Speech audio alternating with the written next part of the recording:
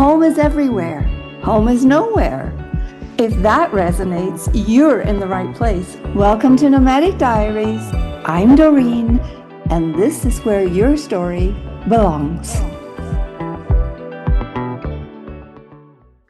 Hi, everybody, and welcome to Nomadic Diaries. I'm your host, Doreen Cumberford, and today we're talking to the amazing Sarah Rapp. She's the Director of Youth Advocacy and People at Junior Achievement Worldwide.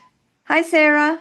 Hello, I'm excited to finally be here on the podcast. We tried many times, but I'm here Yes. and I'm excited to share all the things with you guys. Yes. You're like a butterfly. You are flitting around the world from place to place. I'm Yeah, I just so feel like grateful. that's why I'm here in the podcast. You know, it's the right place for me because we talk all things nomadic. Exactly.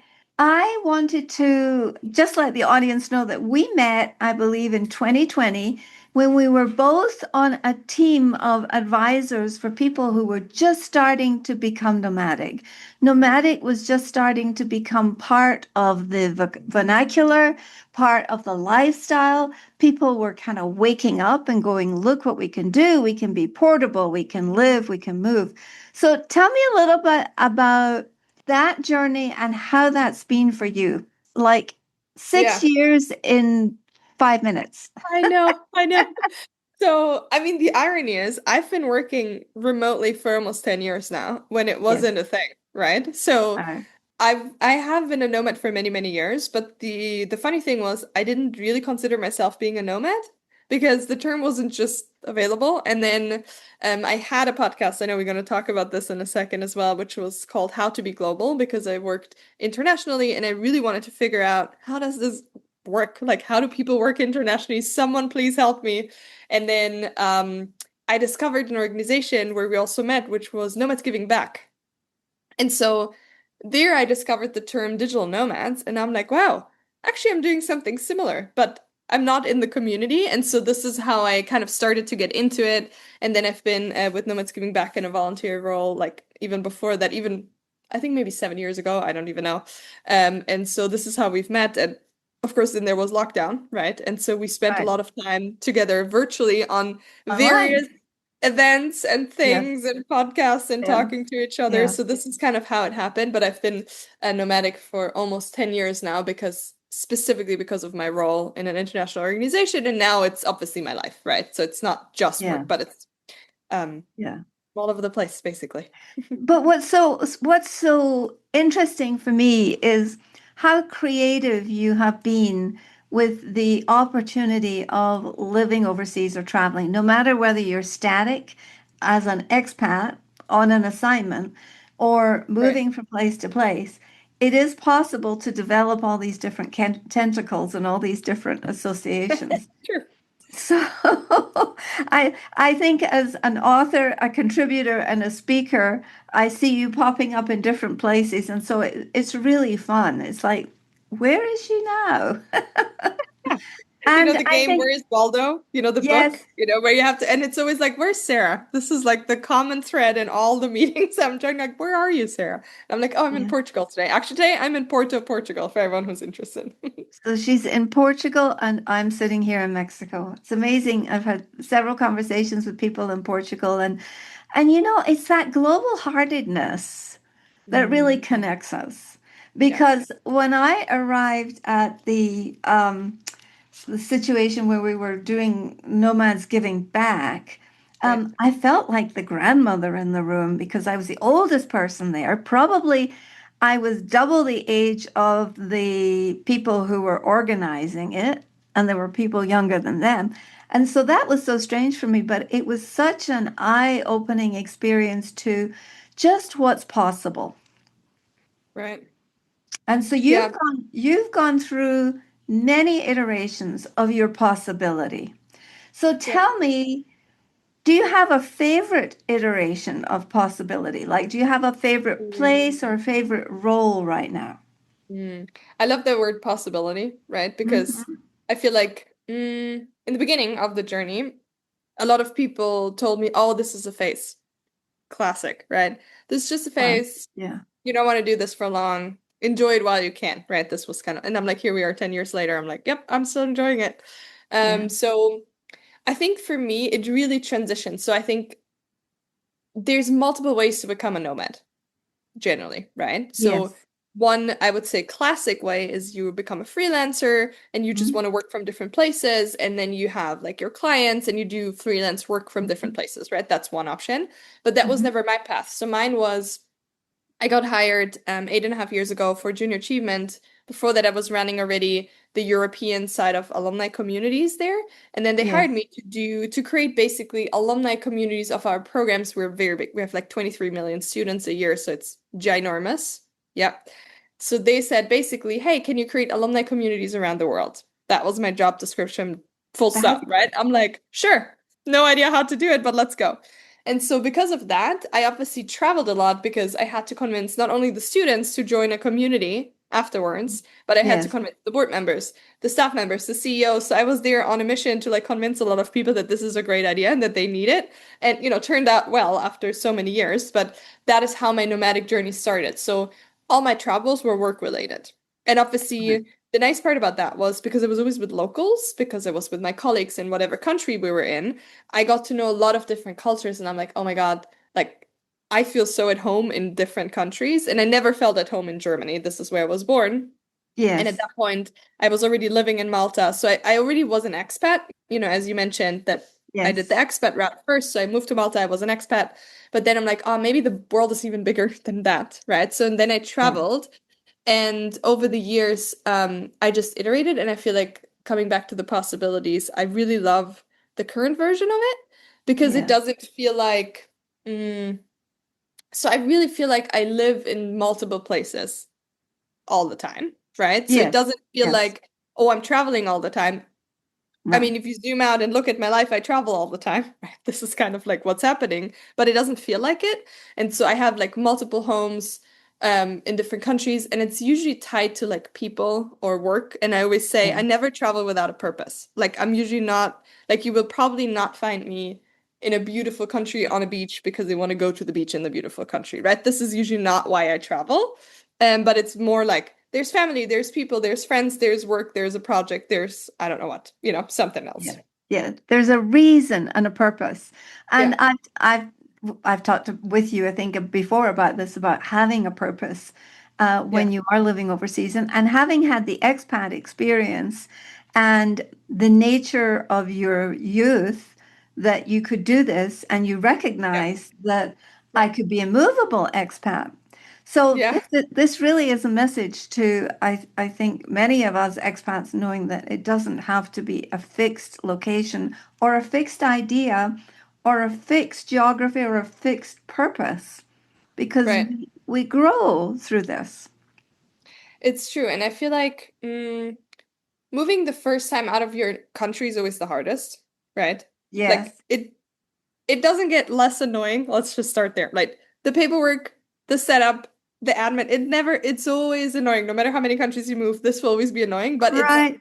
it's much easier because okay, this is gonna be annoying, but it's all gonna be okay. We just need to hand in 17 papers and then change it 5 times because nobody knows why, right? But like from a just possibility standpoint, it's so much easier because then you're like, oh, actually, hmm, I don't have to be here, right? I can maybe Right. go to another country, and obviously there's a lot of privilege attached to that when I'm super aware of, with the European Sure. passport, that looks very Sure. different than if someone Sure. has a Lebanese passport or, whatever other country. Or they come from Right. the global south. Exactly. So I just want to also always say this out loud that this is like very much true. Sure. But then also it's more like this is just the way I live now, right? So Yes. it's like, it's really my identity. And if I want, I can just spend more time in one country over the other, right? And then it's just how I am versus, oh, this is just a wild idea. And because for me, it's even weird when people settle down. I'm like, how can you live in one place? I'm like, I don't understand this concept. Like, what do you do all day? Well, that's because you're not there yet.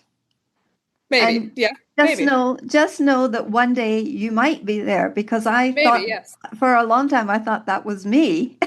Mhm. Yeah, But maybe. You never know.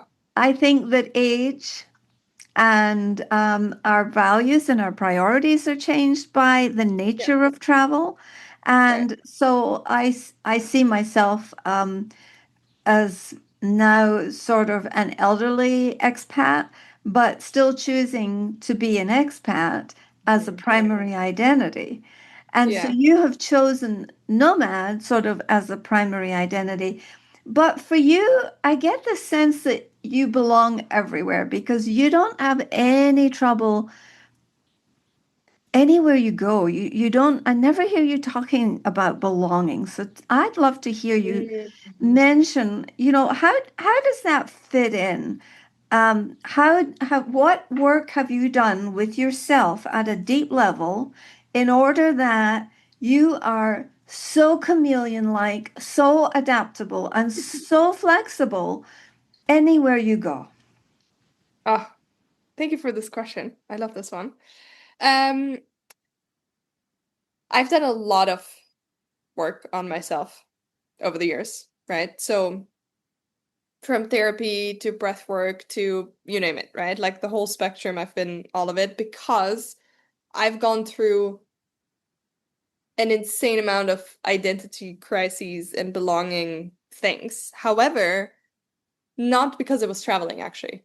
That's funny because so what happened is that I feel like, I mean, there's a, as you said, I'm a co-author, or like I'm mentioned in one of the books called Modern Achievement, and I have Right, a full chapter about my right. life and the whole thing, right? And so the entry sentence is actually great because someone else actually interviewed me and then came up with this intro statement, which says like I grew up in a bubble I never belonged to, right? So it almost Yeah. was the reverse that I felt like I never belonged into the country I was born in. So I was born in Germany, grew up in Germany. Like everyone's German. Like no one is an expat. There's no mix. It's all everyone's German, right? And so the hard reality is obviously as a kid you don't realize that you don't belong because that's such a deep topic as a child you don't understand. It just feels weird, right? It Yes. just feels a bit weird and you don't know Yeah. and all of these things. So then when I was 16, I actually started my first business in school. So this is when actually my personality fully came out because before that, I was very shy. Like I didn't say a word, which now is ironic because all my friends are like, Oh my goodness. she never, like whatever.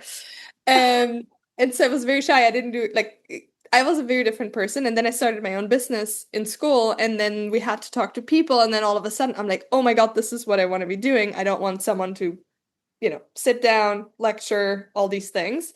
And so from there, I actually then went into more of like community work and also more into like European youth organizations, right? And there I'm like, oh my God, this is much cooler. And so then I wanted to leave Germany immediately when I was 16, but I Yes, couldn't because my mom was not excited about that fact that I wanted to just leave at sure. 16. She's like, no. And I'm like, okay. So then I finished school. So I was like 19. Um, and then I don't know why, but maybe it was fear or lack of imagination that I could even study abroad. Like, so I studied in Germany, so I stayed, but I didn't, the fact of like this belonging was getting stronger and stronger that I don't belong here. And so because I've been working in these European youth organizations, I'm like, oh my God, this is much cooler when there's so many more cultures involved.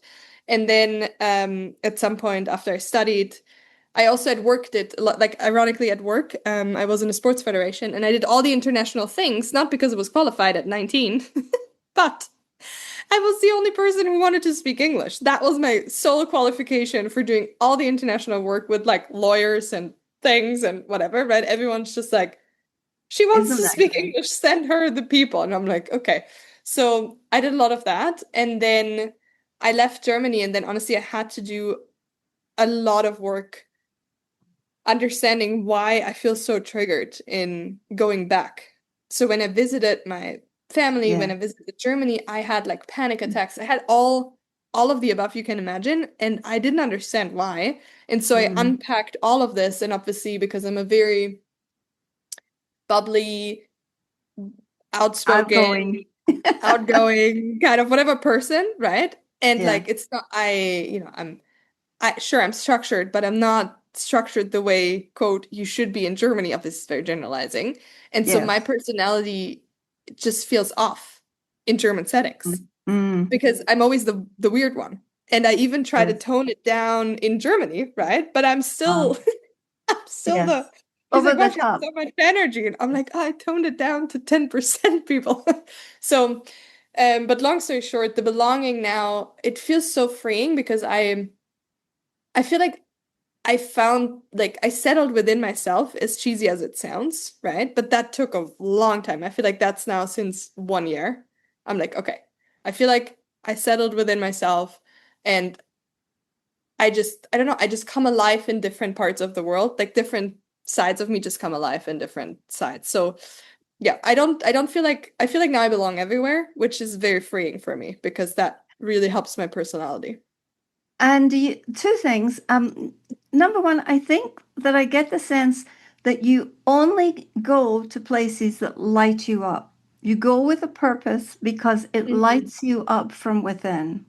Yeah. And number two, I think that you are very aware of where you're going and what you're doing and how you're managing your time and your energy Yeah. because you are so free and you are so full of joy and, like you said, energy. Would that be Hmm. true? Yeah. Yes, 100%. And I want to add, it's almost like I find I'm very curious, right? So if I go to a place, even if it doesn't light me up instantly, I always find the thing that excites me because there's new Yes. things, there's other stuff, and I always really want to. So in the pre-call before we started recording, you also said that you're a terrible tourist. I'm like, I'm the worst tourist on the planet because what I want to see is the small restaurant the mom of my colleague goes to, which is not Yeah. fancy, right? I'm like, I want to know Yeah. what they're eating. I want to know how it goes, right? And so this is much more like the curiosity of me, like trying to figure out how life goes, because obviously, because I travel so much, like there's no such thing as normal, like at all. Because Yeah. as you know, like normal doesn't exist. Like it's just your normal and the other person's Exactly. normal, but it's not like, oh, this should be it or that should be it. So I think even if a place, sometimes there's a place where I'm like, I like it, but it's not a place where I'm like lit up. But I feel like I still get bits and pieces out of it where I'm like, oh, this is really interesting how they do it. I wonder if I can do it in a similar way. So I think this is what excites me the most about going to places. So I'm just curious, do you ever find out that with the stayers, the people who are the settlers, the people who are the rooted ones, I call them the rooted ones, Hmm. um, and roots are wonderful and wings are wonderful, Right. and I've had the benefit of winging and then rooting and then winging and Right. rooting throughout my life. But some people have been rooted for many generations in one Right. place. So, do you get a lot of feedback or pushback on that, or do you Mm. just stay curious? How do you stay curious when you meet that mindset? It's a great question. It's a twofold answer because I've done a lot of work on myself and I do like mindful practices, meditations, like all of these things, right? I can now see pushbacks, questioning, reactions from people who live a different life than me on a very different lens, right? Because now I'm not taking them Yes, because they're not mine, right? So I'm more right. like now I can be very open and curious about what they believe in, how they do things, and then I just take whatever I think fits my life, but I'm not going into this like, why are you questioning me? And like this is great, like I'm doing the right You're thing kind not of vibe. reactive. Yeah, you're not Correct. reactive. I Yes. totally was in the beginning. I think it's very normal, right? And because you're never sh like if you're not really sure if what you're doing yourself, you're like, yeah, I'm trying this. It seems really cool. And then someone questions you, and then you're like, oh God, maybe they're right. Maybe this is weird. Maybe I'm weird. Like the whole thing is weird. So this was a phase. Yeah. But now, because I'm like, I'm really like, there would be no reason to live a life like I do if I don't want it. Because it's all great, but it's like a lot of work. I There's a travel like price I to work. pay. Tell us There's about a the price price to that pay. you pay. What is the price that you pay for this nomadic lifestyle that you support and sustain and maintain. And all those bit words take a lot of energy. Yeah. I feel like the biggest price I pay is yeah, it's funny to answer because I almost like it's not even a price in my head anymore because Right. I've been living it for so long, and so all the Yes. things which were bothering me, for example, in the beginning, maybe that's easier to answer. In the beginning, of course, like friendships, right? That was Yes. tricky because you go into one place and then the classic setup when you grow up is you have your friends, and then when you leave the country you were born in, that is hardcore. You leave your friends, you feel like you will never find friends again, you will not have any of Hmm. these things, right? Turns out Hmm. it's not true. Right. The Hmm. ones who are your true friends, they stick, but you don't know. And then I moved into Malta as an expat, same story, right? Like you get your friends and whatnot. And now it's actually the opposite. I have more incredible friends now than I had in the past because I go to various different places and I meet great people. And then I'm so used to having remote friendships now that like it's very easy for me to stay in contact with people or to be connected with people even though I don't see them every day. So for me that's almost the normal. Like my best friend, we see each other maybe once a year, but like we call all the time and I know Yes. everything about him. I've just been his he just got married. So I've just been his witness. Like the whole thing, right? It's Yes. normal. It's just a different setup of friendships, right? Yes. Of course, relationships is another one. I'm sure everyone is curious. Like, I don't have a partner. However, of course, like, it's not that I don't have a partner because I live this life. It's just much more like, well, there wasn't one which was fitting, but obviously, I don't want to have a partner who wants to settle, has a house and kids and cats and all. I love cats and Sure. kids, Well, but you're not ready for that now, but don't rule it out as a possibility yeah. in a decade or two. Oh, for sure. Yes.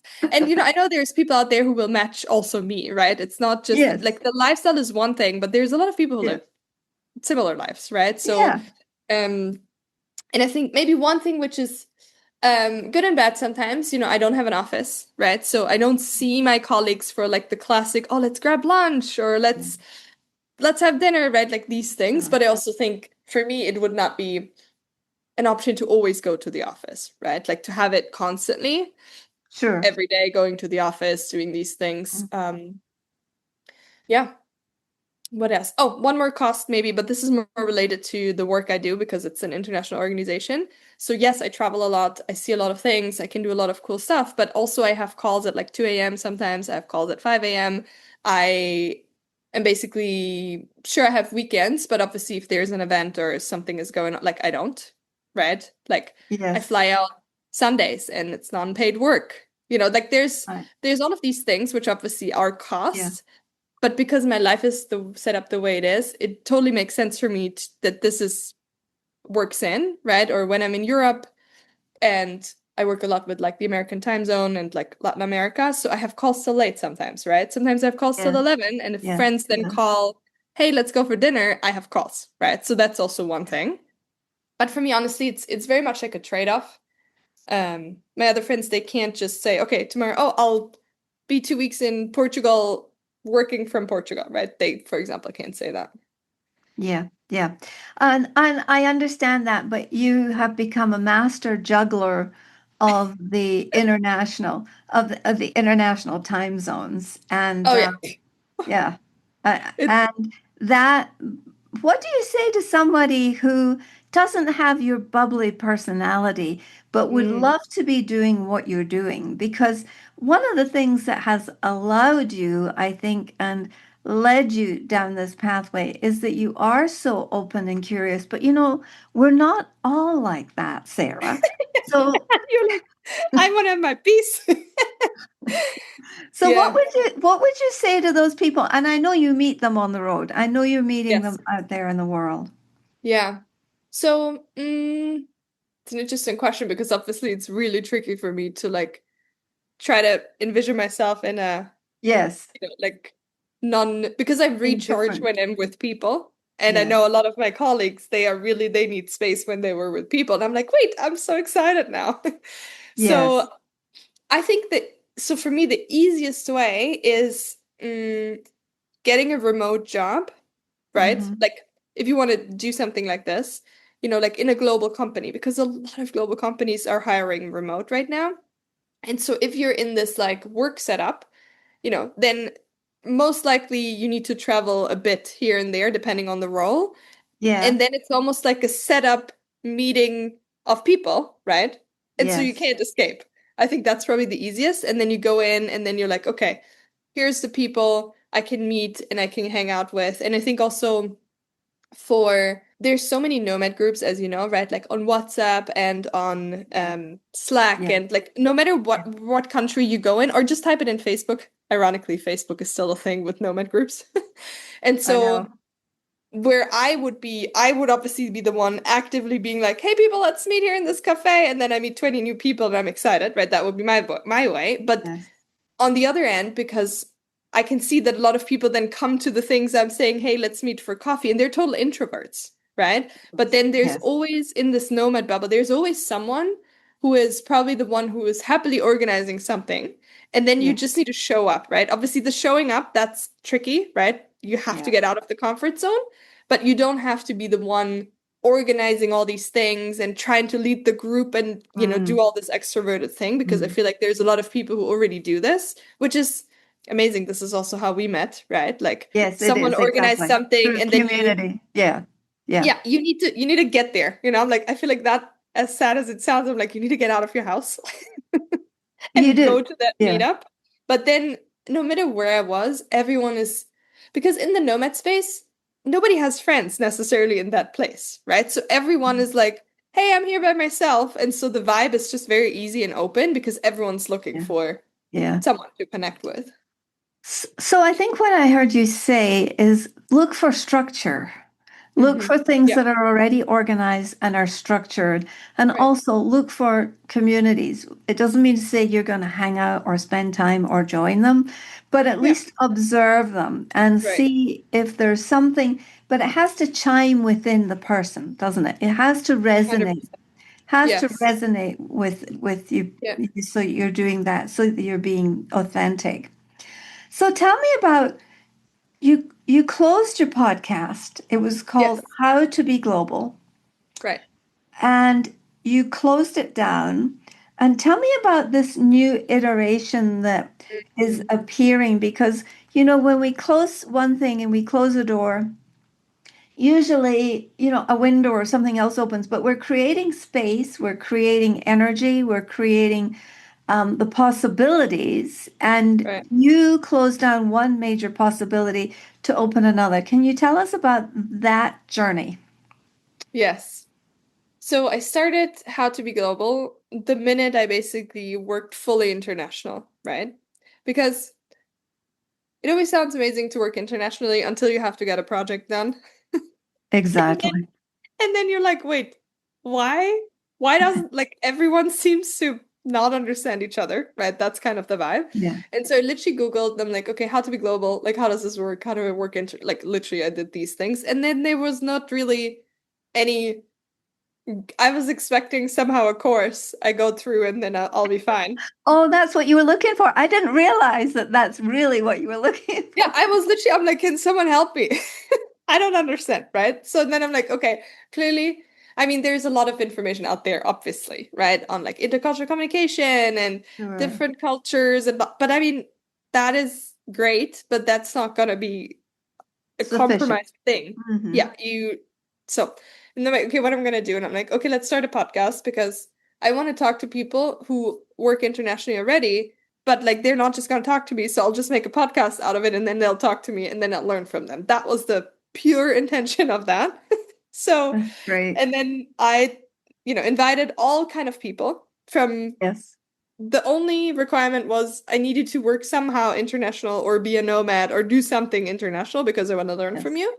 And so then I did 126 episodes on it, which was great. And then there were some specials. I actually did one special week, which was dating beyond borders. So I interviewed like Yeah. international couples and all of these things. And then one was let's talk about.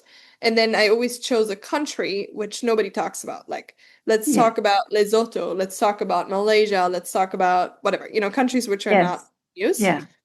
But then what I realized at some point, I felt like somehow I felt like, okay, I'm global now. I don't know when this exactly happened, but it almost felt not, it felt like, okay, I've got a lot of information and I somehow get it now at work, like I make it happen. I do a lot of like intercultural communication workshops already for other companies because they're asking me now.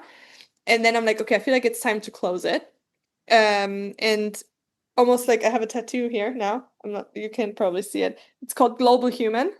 Oh, that's excellent. So basically, like this tattoo was like the end. I'm like, okay, I'm a global human now. So that's done. So what Yes. are we doing next? Right. And then I gave myself a fairly big break actually in between because I'm Yeah, like, let's see what's going to happen because I still work for Junior Achievement. I still do a lot of sure. other things, right? And I run events and whatnot. So it So wasn't that I you're was creating bored. space. You're creating Correct. space and Yes. time and energy, which is Mhm. required to set something up. Yeah, agreed. And so then this whole like global human stayed with me, right? I'm like, it's gonna be something global human. I'm not sure exactly what, like how we gonna do this. And so I actually like last weekend, well, depending on when the podcast, May 30th, depending when the podcast comes out. 2026, yes. Yep. I launched my next big movement, which is 1 million humans, and it focuses on how can we make sure that people show up better for themselves, people create a space for others to be honest, and then, take the action. So basically what I've done is, it's, mm, I've been through a lot of things, right? I mentioned therapy a bit. I mentioned panic Yes. attacks. Like I've Yeah. had very, very, very rough and dark times in my life, like very dark. Sure. And that was most of the time due to the fact that I fully went into burnouts and further because I worked too much or I put too much energy. I was too worried and like, Lack of self-compassion. Yeah. right, Yeah. I couldn't handle like I wasn't self-aware enough that I'm very ambitious, but then I ran over the cliff and Yes. I didn't Yes. notice, right? All of these things, right? So I did a lot of work on that. And so luckily I'm on the other side now. I'm not saying that I'm out of it, but like I can see what happened. And Yes. so basically 1 million humans turns what I've learned, like almost like my theory of change, how I think the world is actually going to change into like a practical thing for people to join. Because I work with a lot of ambitious young people through Junior Achievement. I work Sure. also through Junior Achievement and other things with very crazy startup founders, unicorn founders, CEOs, you name it, right? Like everyone, high achiever, Yeah. whatever, blah, blah, blah, right? Great. But then what I'm observing is like, where's the human layer? Like Mm. like how are you? Like the CEO who just closed this deal. I'm like, but how are you? And then Mm. every time I come into meetings like this, they're like, what do you mean? And I'm like, no, I'm congratulations on all of this, but how do you feel? And then usually they crumble, right? They're like, oh, actually, I feel very numb. I feel whatever. And so what I want to do is almost share awareness about like, hey, if you're not okay, you're not like the world's not going to change. So we need Mm. you to be okay. And especially the people who want to achieve a lot of things and do all these things, there's so much stereotype still on this like self-awareness, mindfulness. And obviously I package the words a bit differently because if you say to a high achieving 20-year-old you need to do mindfulness, they're like, yeah, leave me alone. What do you want me to meditate for 20 minutes? Right? But Yes. it's really Yeah. like the theory of change, which is that, and it's going to be a big movement. And I'm challenging myself to find 1 million who sign up for it. Um, Wow, what a challenge. And this was launched just last week in Oxford, in in Oxford. England. So, such a Yes. rainy place, such a clever idea. Yeah.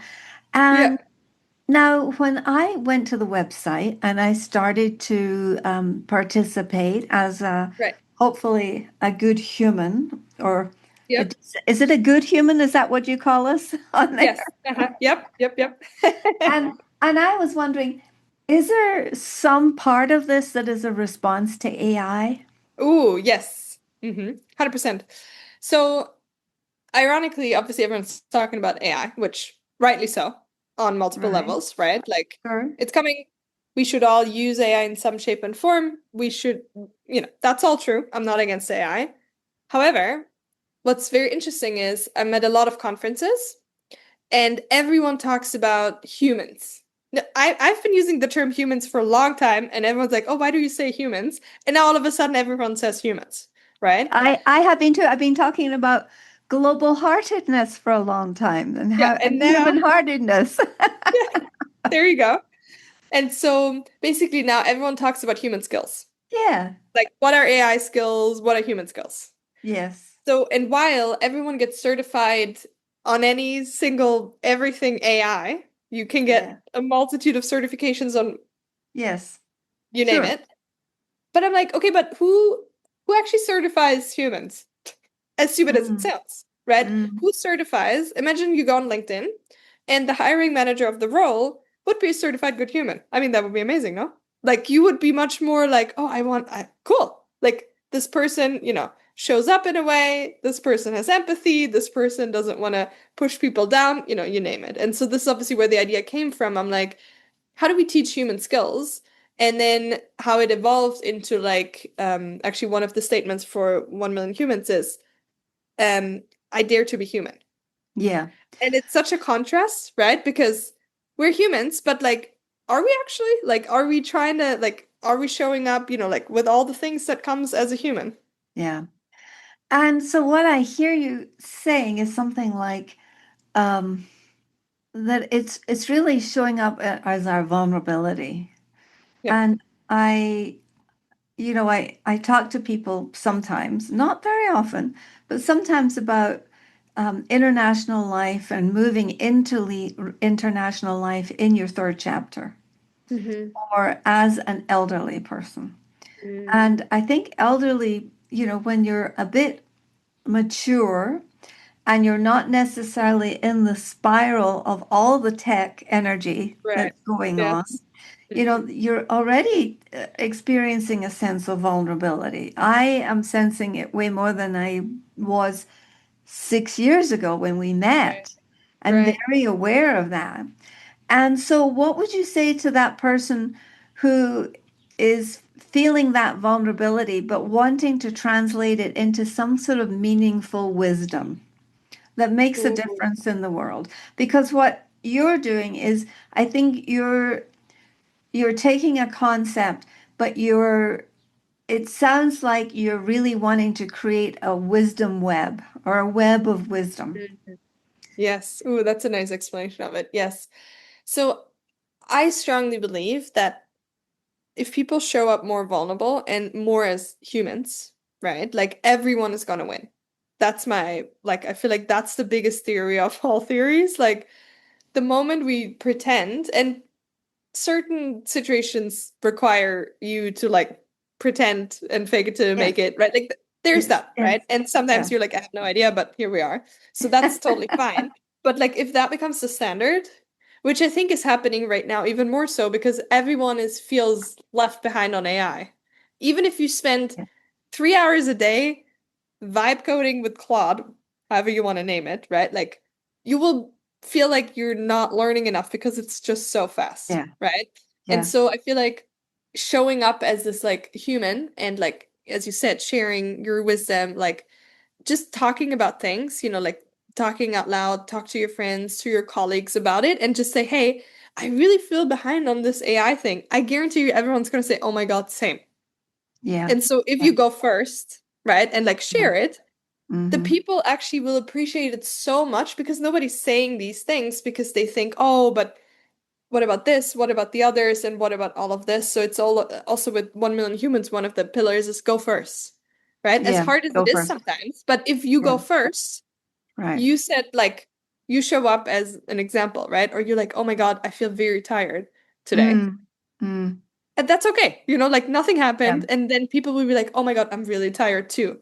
And so I think it's more this like really making sure that we're not afraid to also feel different things. That we're like, okay, I Yeah. feel behind, I feel Yeah. sad, We don't, I yeah, feel we don't need to whatever. contain our, yeah, we don't need to contain ourselves, right? Yeah. Because then it goes into the pretending, right? And then if you pretend, that obviously has a ripple on others, and then they try to pretend because they think Right. you and the right, and Right. then it's like this big bubble of everyone feeling the same thing, but nobody says it. So this advocacy that you are harnessing with the 1 million humans, Yeah, um, you have some experience in the past of witnessing inequality, being aware of the lack of diversity or the presence of diversity. right. So tell me, how has that shaped the creation of this new enterprise? Yeah. Let's call it. It's not really an I don't mean enterprise as in the tech Yes. version of enterprise. Yes. No, like a I yes. mean endeavor. Endeavor. Yes, great. Um, a lot, honestly, because I mean, on one hand, I grew up in a very privileged bubble in Germany. Everything was okay, right? Like very, we weren't rich, we weren't poor, just Yeah. normal, right? Middle class. And then obviously me venturing out to other countries, and I remember I think the thing that hit me the hardest, because it was the first time I saw real poverty, was in Ghana, in Yes. Accra, where I mean, some tourist guides advertise Jamestown, which is like a part of Mhm. Accra, as like this tourist attraction, but really what it is, it's like the poorest neighborhood of Accra, and there's a lot Mhm. of orphans because the parents are fishermen and fisherwomen. Is that even a thing? Anyway, Yeah. and then they go out, and then the sea's too rough, so some of them don't come back, and there's like all these kids. So it was a very Mm. hardcore experience because Mm. obviously you're like, okay, wow, I see. This is how other people live, right? This is their reality. You see it on TV and all these things, but if you experience it once, you're like, okay, what can I do about it? And that was almost like the moment I decided, I'm like, okay, I always want to acknowledge the privilege because I feel like the worst part you can do is if you don't acknowledge that you have privilege, right? Did I Exactly. choose it? No. Right. Like everyone gets dropped on a place on earth and nobody really knows why. But if you deny that you have a privilege, that's not going to help anyone, right? And so I'm No. like, okay, No. I'm always going to acknowledge it, and I'm trying everything in my power to actually use it for something good. Mm. And Mm. trying to like that is tricky in and of itself, right? Where do you start? Where do you Sure. stop? How do you do all of Sure. these things? But I feel like Sure. if everyone would have this intention, things would grow and Yeah. would be better. And so I did actually scholarships in Ghana actually for these orphans for a while with How to Be Global. And then so now shaping this, it's like I feel like the whole advocacy part is very important for me because I do this not only with my movement but also at JA, so Junior Yeah. Achievement, Yeah. uh, specifically for young people because nobody asks the young people usually, right? And like, Mm. but the people who decide, they decide on their future. And Mm. so really making sure that other voices are heard and seen is like almost like a core, like my Core core principle. belief. Yeah, Right. that's a core. And you're opening up the tent to Yeah. invite 1 million people into that situation, which is Yes. amazing. Yeah, and I really want to make sure that like everyone does it their own way, right? Yeah. As you Yeah. said, like not everyone is as bubbly as I am, Yeah. right? Yeah. That's rightly so. Like thank God. We need all kind of people. We Um, but do. but almost like having everyone be On the an same page. advocate. Yes, in also their own way, right? Like some people Mhm. they hate social media and they don't want to be on social media. Great, but like maybe you can talk to the people in your community or like whatever it might be. I Yeah. think it's very important to like just also put this lens on back to there's no such thing as normal, right? It's just differences. I think it's so important for people to understand that it's just different. Like you can disagree Exactly. with the Right. difference. That's okay, but it's not Mhm. wrong. I think that is obviously it's Yes. very Yeah. polarized, right or wrong all the time, but I'm like, honestly, there's just differences. And you might like Exactly. that or not, right? That's up to you. So where can people, if people want to be part of this intention building and they want to, and it sounds or it resonates with them as if it would be something that they would could feel themselves participating in, where would Yeah. they find you and what does it involve? Yeah. So the easiest way to find me is probably on Instagram. Oh, So okay. it's sarahrapp.global. That's the easiest way to find me because there you have also all the links. I have a YouTube channel. So if you're interested in all the adventures and endeavors I'm doing behind the scenes vlog of my life basically on YouTube. But then for the movement, it's 1milliongoodhumans.com. So in Yeah. there, you can actually sign up. So for right now, since we just launched it, the first 1,000 people are founding members of the Good Human Club. So you get a badge. So you just put in your name, your email, and then you get an actual personalized badge with your number because it's individualized numbers. And then you get enrolled into a newsletter which comes out every Monday starting in 2 weeks, where we, every week there's like an exploration of, okay, what does it mean to be a good human? Like, what can you do? What is a reflective question? Like small things, right? I'm not talking about big stuff. And I'm also actually, I'm not saying, oh, this is good and this is bad. It's actually the opposite. It's more like of a crowdsourcing of like, okay, let's get all the good things people are doing Right. together and like shout And it put from it the in one place. rooftops Yes. rather than have all the loud noise on social media about the negative things, which Yeah. are also happening. But I'm like, if the good Yeah. things are not shouted from the rooftops, obviously it feels even more bad So than it is. it's really focusing. I like the idea of what you said, that it's helping people build intention, but it's also really a place where people can focus on doing something that makes them feel like they're making a difference. 100%. Yeah, and it's honestly, it always, I mean, this is not a new theory, right? Like I'm not reinventing the wheel here, but like it's Yeah. always starts with yourself. I mean, everyone knows this phrase, but then I'm like, okay, but are we actually doing it? Right? Are we actually starting with ourselves? Everyone knows if you're not healthy, you can't do things, but there we are, True. eating Sure. chocolate, drinking the whatever, like so it's more like, okay, let's make sure. And I will also do I'm doing a lot of content already, but it's gonna increase on like small things, right? Like Yes. showcasing this, here's some Yes. things, like Yeah. really making sure that it's accessible for a lot of people. I think that makes a lot of sense. I'm working towards the end of the next book that I'm writing. It's called Unsettled, and it's an Oh, cool. expat's guide to moving home after you've lived overseas.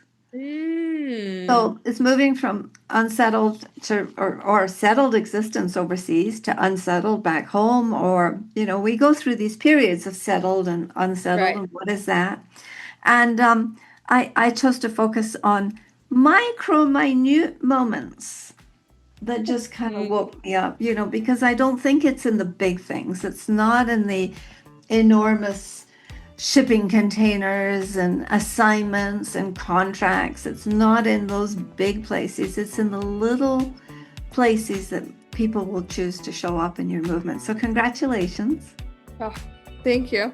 I mean, I'm very excited to read that book also. I'm like, when is it coming out? Do you know? I mean, when will you try to... Hopefully in the next 6 months. Okay. Hey, I will great. let you know. You will know. Yes. You'll be the first to know. Very excited.